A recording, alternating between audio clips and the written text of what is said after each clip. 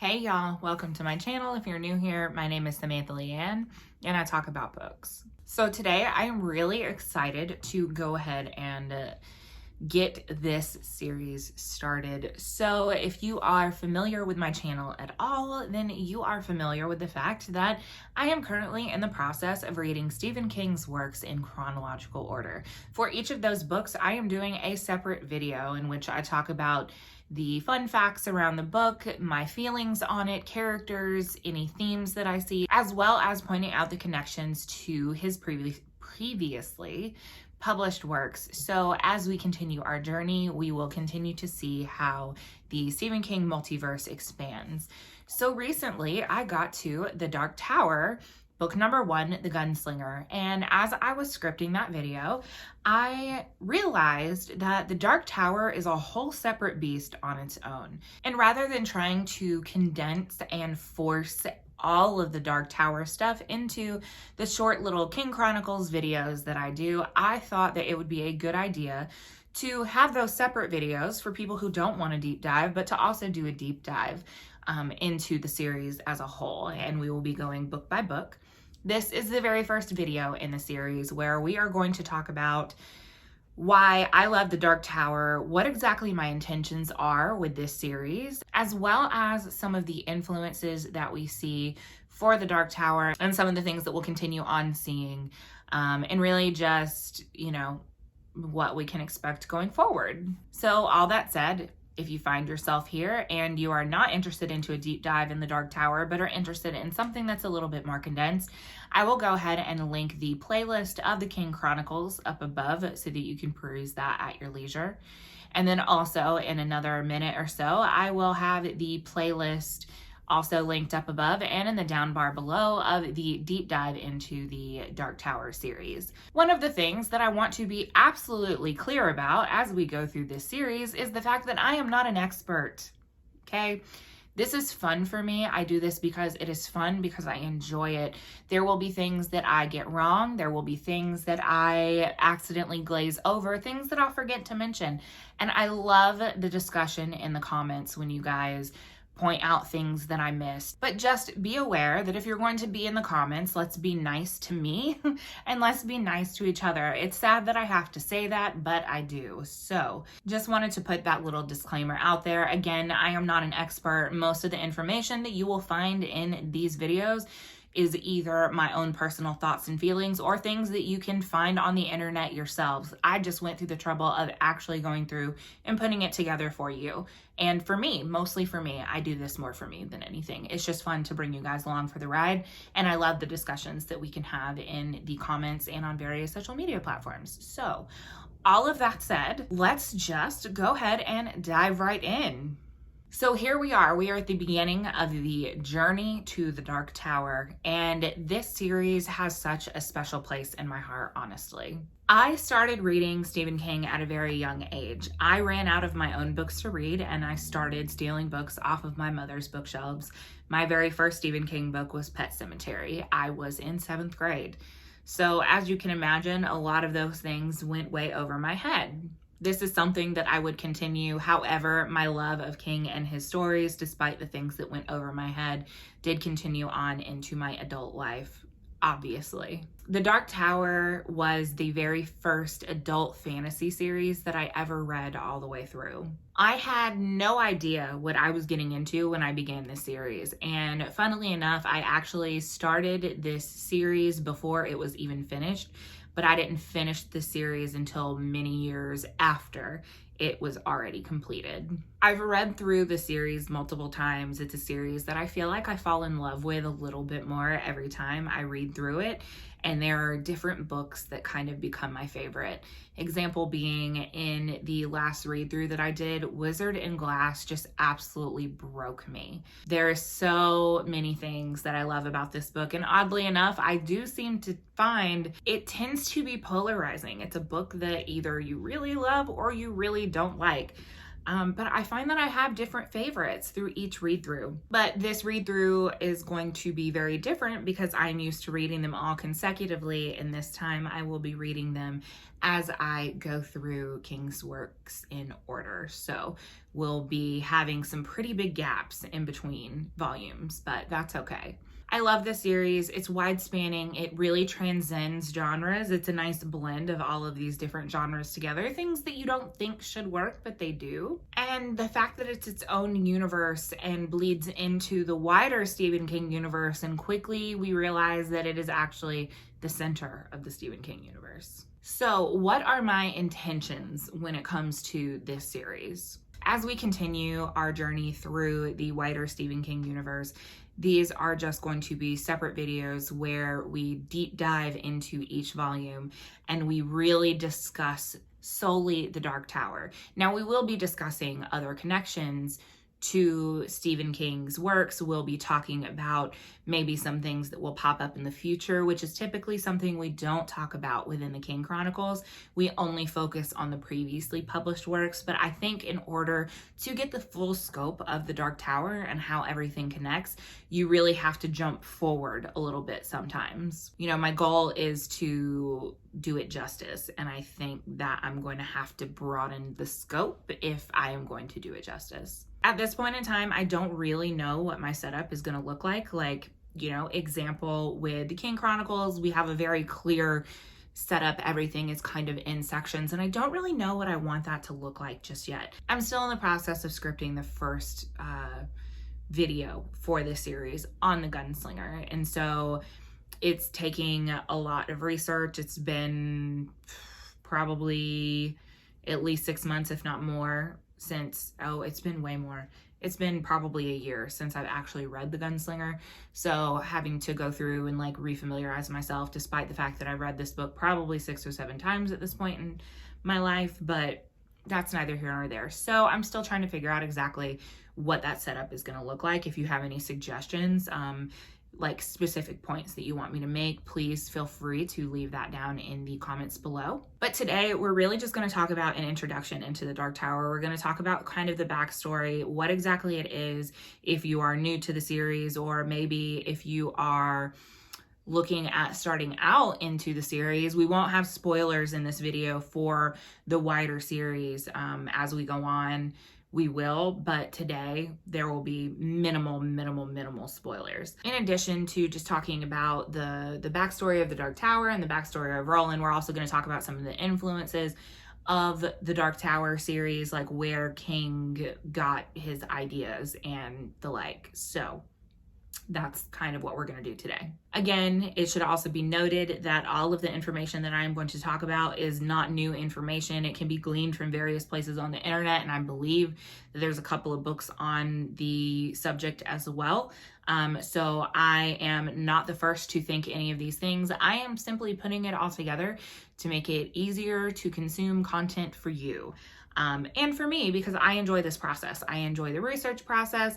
So that said, I'm not an expert. Don't come for me if I get something wrong or if I mess something up. You can politely correct me in the comments below.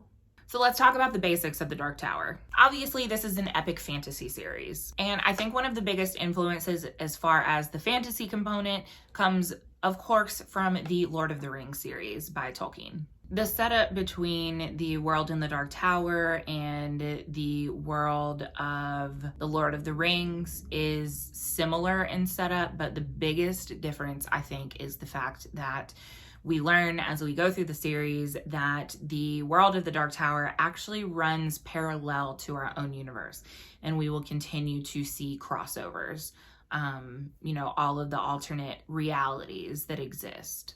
So in our very first book, The Gunslinger, we learn that the world has moved on. So what exactly does that mean? We know that the world has moved on, but we don't really know from what the world has moved on from. We learn early on that Roland, our main character, his background, he is from the line of Eld, or Arthur Eld, who was the very first gunslinger. This seems to parallel the stories of our own King Arthur and the Knights of the Round Table, the gunslingers obviously being the knights. We know that Roland's home, Gilead, has fallen.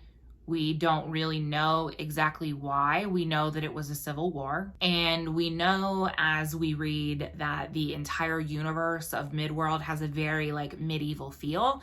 However, there are bits of technology that are sprinkled throughout the world. And so we know that the world has moved on, but it has this medieval feel, but there's technology. So it makes for a very interesting introduction because you're left trying to figure out exactly what the relation is to our own world and exactly where this would be like in a timeline. The technology that we do see is like super broken down, so we can tell that it has not been a priority to the people of Midworld for a very long time. In addition to this broken down technology, we also see mutations in livestock as well as some mutation in people as well. And so it really makes me wonder, because the mutations tend to resemble something that you would think of like from radiation poisoning or radiation sickness. Like for those of you that game, think some of the weird ass creatures out of Fallout. That's kind of what it makes me think of. So it really made me wonder, like, what exactly happened in the Civil War? Like, what were they fighting over? What weapons did they use? Did they use any kind of nuclear option? Is that why the world is so desolate and it has moved on in the way that it has? So we know that the world has moved on. We know that things are failing. We know that Roland is the last of his kind. We know that he is the last gunslinger, and we know that he is on a quest to find the Dark Tower. But what is the Dark Tower? Like, what is this central point of our journey? Like, what is it, and why do we want to see it so bad? Why is it so important to Roland in particular? Why is he so obsessed? Why is he so single-minded about this? To like put it simply, the Dark Tower seems to be the center of the entire universe. Not just the center of the universe, but almost like the center of reality. It's a huge black tower in the center of a field of roses, and each floor on the Dark Tower represents a different reality. So in that particular reality, you would find our own reality, as we will actually see as the series goes on. And each reality can be vastly different, or it can be only slightly different. There may be different locations, like different things in each reality may be located in slightly different places. And in addition to each level representing like a version of reality or like a version of the universe, in each version of reality, there is also a corresponding thing that is like representative of the Dark Tower. So one of the things that we also learn is that from the tower, like 6 beams, like energy beams of sorts, come out from the Dark Tower to whatever the ends of the universe are. And they kind of hold everything together.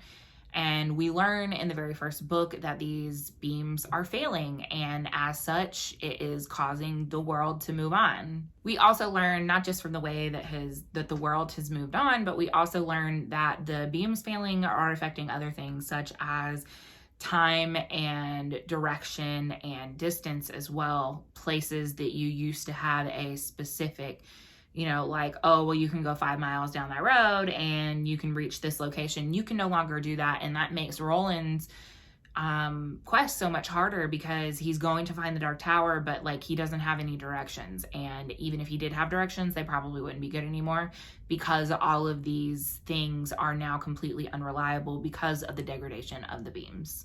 Presumably, if the beams completely fail, then the Dark Tower will fall, which will basically wipe out all existence ever. And it seems as though Roland begins his quest to see the Dark Tower as a young adult, literally just to see it, because everything that he knows is like steeped in myth and lore. There is like no one who has like any kind of like hard proof or has seen it and come back to tell the tale, and he's like, well, I'm gonna do the thing.